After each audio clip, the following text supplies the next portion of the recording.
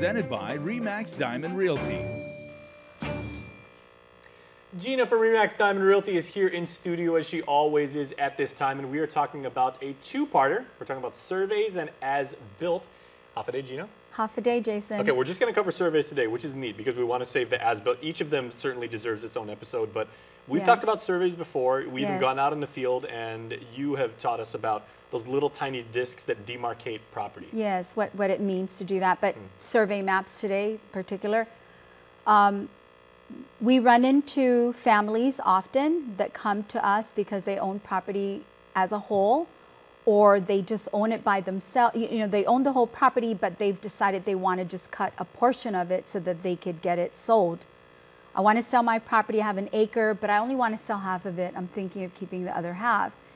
And what's happened is sometimes they've actually gone to a surveyor who's given them a proposal, and they come to me with that proposal and they show me the map and they say, okay, here's the map and I'm going to sell this part.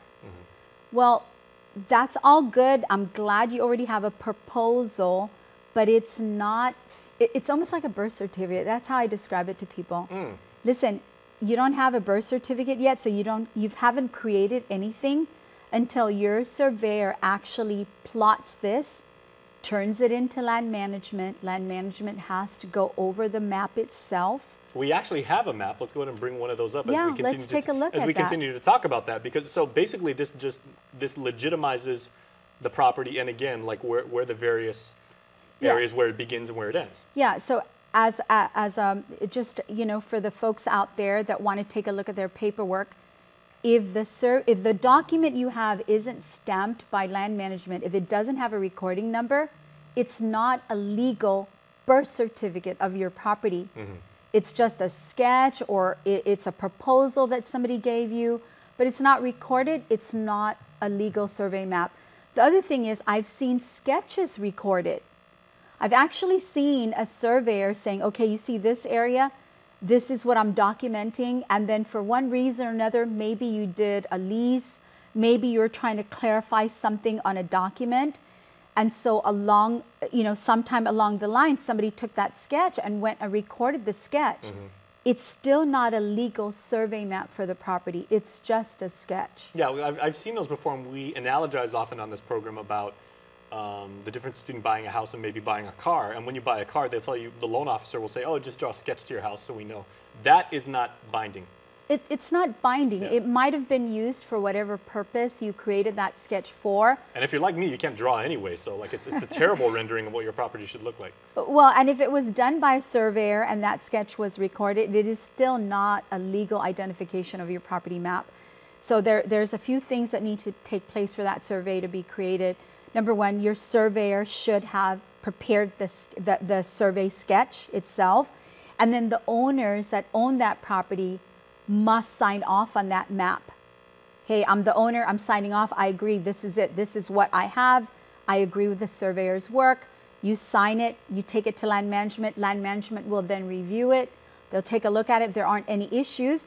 And I'm finding these days there's always something coming back. Land management looks at it, planning, they look at it and then they send it back to the surveyor and they say, I want ABC done. And sometimes it's been pushed back because what I've seen is they've pushed it back and said, hey, wait a minute, based on the current EPA regulations or the current law, you can't cut up the property to this size anymore because the laws have changed. You can't be 700 square meters in this particular area anymore based on the regulations.